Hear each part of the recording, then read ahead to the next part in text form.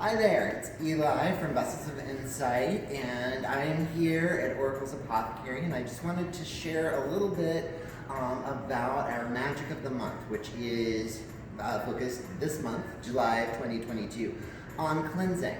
So I wanted to talk about a couple of the different tools that are available here. Now, when we think of cleansing, the first place we're going to go are the soaps, and this is So Fresh, So Clean is a limited edition soap that we have at Oracle's Apothecary, but it's not going to energetically cleanse you on its own. You have to put your intent behind it. One thing that we can pull from tradition when using a lot of the cleansing on our bodies, a lot of the cleansing products on our bodies, is the weight, adding our intention in when we're using them in the shower. So for something like a bar soap, you're going to want to wash yourself first from the head down and then from the feet back up. The head down is to cleanse anything excess that doesn't belong there off, and cleansing back up, so bringing the soap back up from your feet to your head invites the blessings back in. Because nature abhors a vacuum, anytime you do cleansing work, you want to use something to set your intention so that there's a more desirable energy taking up the space of the energy you just cleansed off of you. Now, for cleansing yourself, there's also a spiritual bath. Now, the soaps are great for day-to-day maintenance, but if you find yourself weighed down a little bit extra or you need a little extra cleansing, then the spiritual bath is going to be the better way to go. And what you're going to do is use the herbs and ingredients in here to make basically a strong tea. And don't worry, all of the instructions are printed right on the side. And if you ever have any questions, just holler at one of us here at Oracle's Apothecary and we'll walk you through the process. So we don't just cleanse our bodies though. We also need to keep our space clean. And first and foremost, if you're going to be energetically cleansing your space, first clean the space. It's really hard to cleanse a space that's cluttered and disorganized and mentally chaotic. So that's why you want to, in the very least, organize. I'm an artist, so I have no excuse for what my living room and my studio looks like. It's a disaster. But when I'm going to be cleansing my space, I have to straighten all of that up. Even if I'm keeping the same piles, they're at least straightened up and organized so I know what pile is which. And just mentally preparing your space in that way makes a huge difference in the effectiveness of the cleansing that you're going to do. So after you've done that, what you're going to want to do is figure out what you're going to be using to cleanse. Now, we have these lovely smoking sticks or sensing sticks. They were once commonly known as smudge bundles, but smudging is a specifically Native American ceremony, and unless you are doing the ceremonial aspects of smudging, you're not actually smudging, you're just sensing, as in sense as incense, using the smoke to cleanse or clear a space. Now, the different smoke bundles that we have here, all of them are going to cleanse the space, and each of them has a slightly different personality. My recommendation is to let yourself be intuitively drawn to one smoke stick rather than another. Just follow your gut. You'll know which one is going to work best for you. At our house, I'm not allowed to use sage. I'm looking at you, Milo. So a lot of times we end up using Palo Santo instead, or mugwort, or rosemary, or cedar.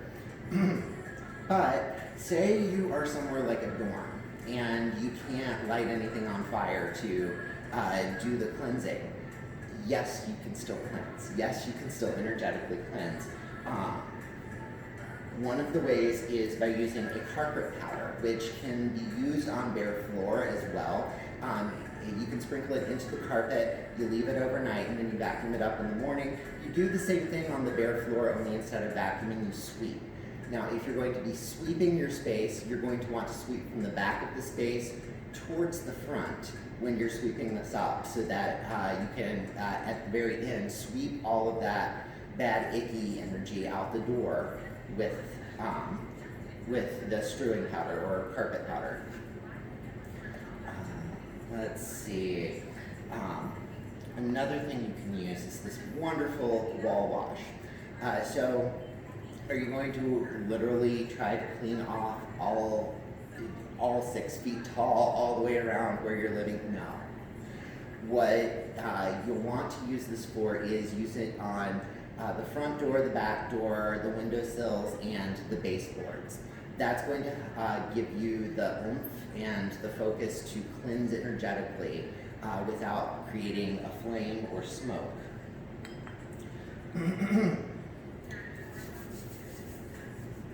Sound. It's like, what was the other one? So, sound is just as effective when paired with intention. Remember, all of these are tools to enhance and focus the power of your prayer. And the same is going to be true if you're going to use sound to clear a space. Most traditionally, bells were used. And so you can literally walk around the space ringing the bell to clear any negative energy. That is especially effective for getting rid of any spirits that don't belong there. You can also hang small bells by the front door so that they ring every time you come in or go out, and that helps to break that energy off of you as you're walking through the door, which is a big reason why you'll find that we have chimes on our door here. Let's see. Oh, cleansing fan. I've got to talk about this beautiful handmade cleansing fan from Anna at Three-Legged Crow. So, cleansing fans are often used in conjunction with an incense of some sort, whether a smoke stick or a stick incense, and it will. You can use the cleansing fan to sort of direct the smoke into the various spaces within your space. But you don't need to have anything smoking to use a cleansing fan. That would be Miss Candace's phone. So just wait. I'd love to say I'm going to edit this out, but if you're watching this right now, you know that I didn't.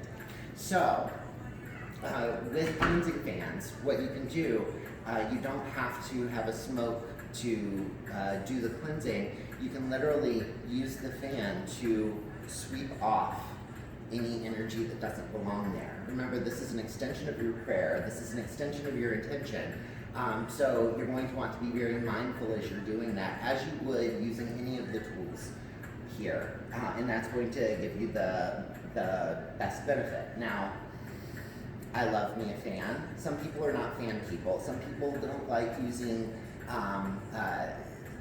animal feathers and things like that. You can still use the same concept with these lovely stones, black kyanite, and we have aura-coated black kyanite here, and you'll see that it's, here, let me get a broomier looking piece.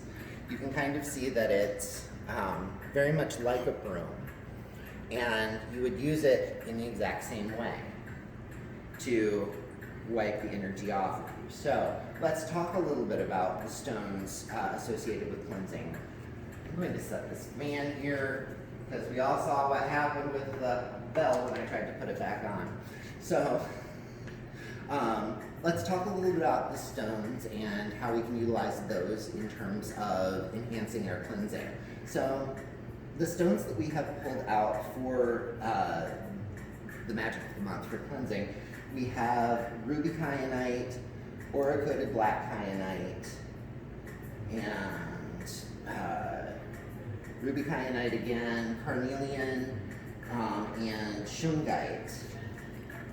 Now, all of these are wonderful enhancements to cleansing. So, especially like the ruby kyanite, one of the easy things that you can do is drop it into your bath water or drop it into your bucket of mop water while you're cleansing to bring that energetic cleansing aspect. I would not recommend the blades going into water just because they are a little more fragile. Those are better used for sweeping. So if you're going to use stones with the element of water, tumbled is always going to be safer. Selenite is another cleansing stone, but you do not, under any circumstance, want to get selenite wet because it will dissolve. Carnelian and also clear quartz are very strong allies when it comes to cleansing, and again, can go right in the bath water. And shungite is one of these lovely stones that is cleansing, and like the black kyanite, isn't a stone that needs to be energetically cleansed itself because it grounds the energy automatically. The three stones that I know of that do this are shungite, kyanite, and citrine.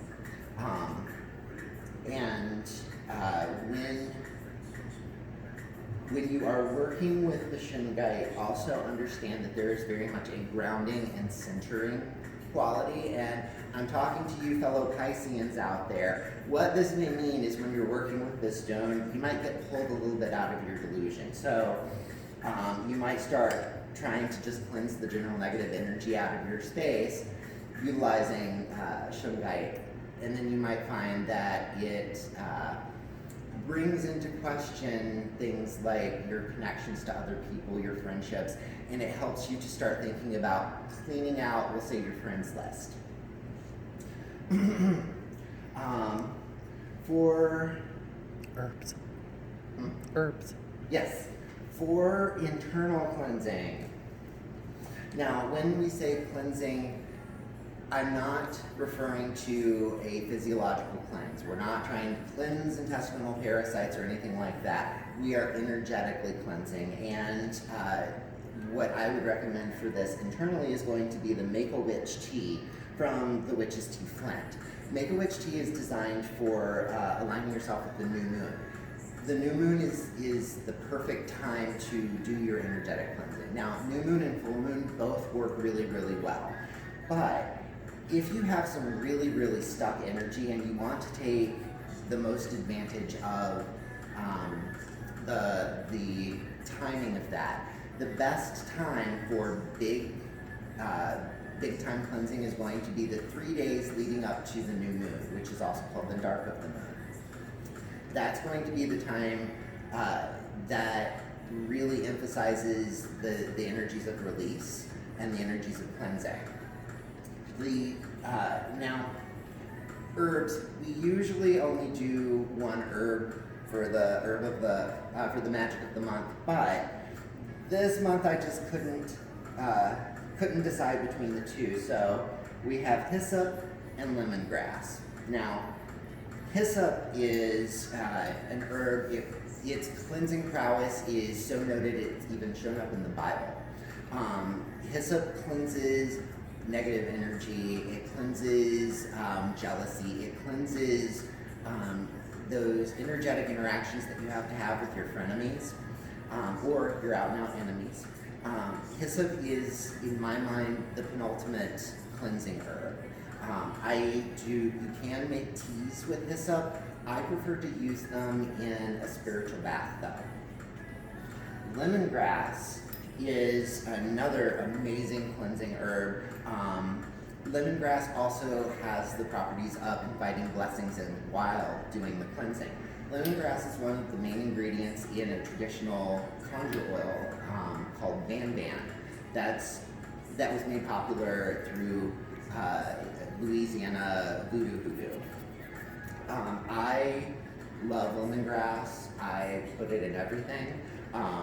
Lemongrass is wonderful, especially for intuitives who are engaging in trying to grow their intuitive ability, because it supports that while also cleansing any of the negative energies off of you.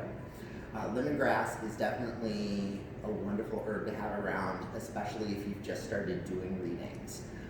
it really just makes a world of difference in terms of keeping your spiritual hygiene.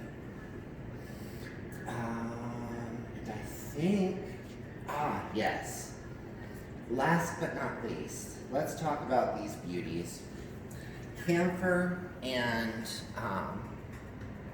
laundry bluing, also called a Reckitt square.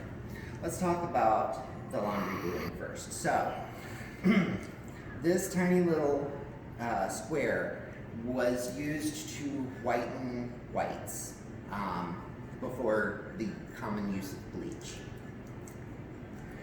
It evolved from something called blue anil balls. Blue anil balls were copper balls that did exactly the same thing, only they happen to also be quite toxic to humans, so they developed these bluing squares instead, which are safe to use in the manner that I'm going to describe.